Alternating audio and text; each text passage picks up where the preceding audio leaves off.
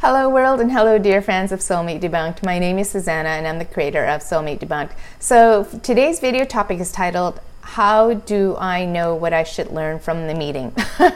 Rather long topic, but this was actually a very great question that came from a dear fan and follower, and you know who you are. I won't name in case she doesn't want to be named, but it was a great question, and it was in relation to if you meet someone. It may not be the very first time, but obviously you're in the beginning of this encounter, or you've seen them a couple times, but how do you know what you should learn? So I'm going to quickly step back and say that for me, there's 4 general categories that I kind of place people in when you meet them for the first time, or it's the beginning of the encounters. And obviously it's there's a stay away category. You know what that means, right? There's just like, that's it, you stay away from this person. They're just, you just sense bad vibes, bad energy, right? So it's a stay away. There's the acquaintance one, nothing in common. You'll say hi to each other if you saw each other in the street, that's about it. Then the third one is friendship, and the fourth is relationship. So I'm not here to talk about distinguishing between friendship and relationship. That could be a whole other video topic. But I'm really more or less here to kind of talk about, well, how do I know what you should be learning from them, right? From each of those kind of encounters. There's no specifics in terms of each of those categories, specific lessons that you meet from. Obviously, they get broader in scope if you're in a relationship and friendship. But from the acquaintances and the stay away ones, it's hard to really pinpoint and exactly say, well, these are the specific lessons that you should be learning from each of these encounters.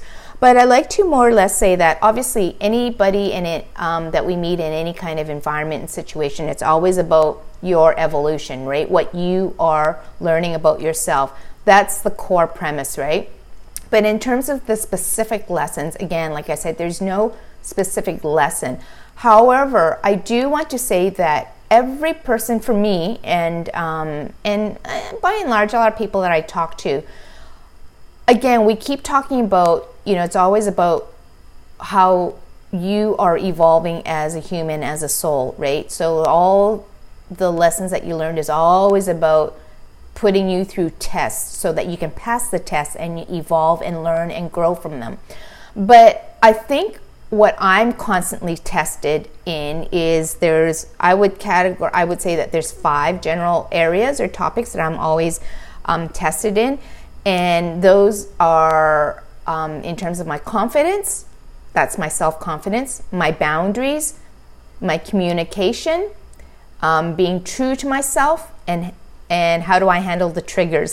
So I'll quickly explain those as much as I can, but obviously in order to kind of the summary, the umbrella of those learning categories, if you may call them, is that at the bottom of it and at the core of it, you have to know who you are as a person. So that's first and foremost.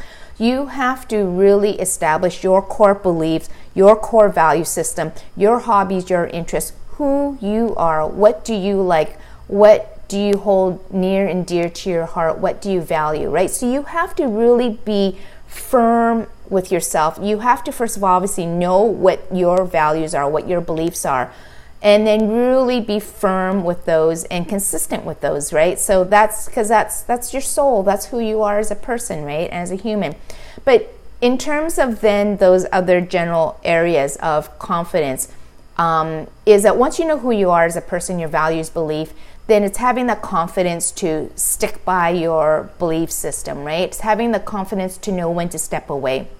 Setting boundaries, that's obviously, right? So if you have your core belief system, you know when someone crosses your boundaries, or you know what you won't step over. But it's setting those boundaries so that no one can kind of overstep, or you don't overstep, right? So communicating, so if you know what's near and true to you, you need to be able to know how to effectively communicate that and say it, like actually communicate it, right?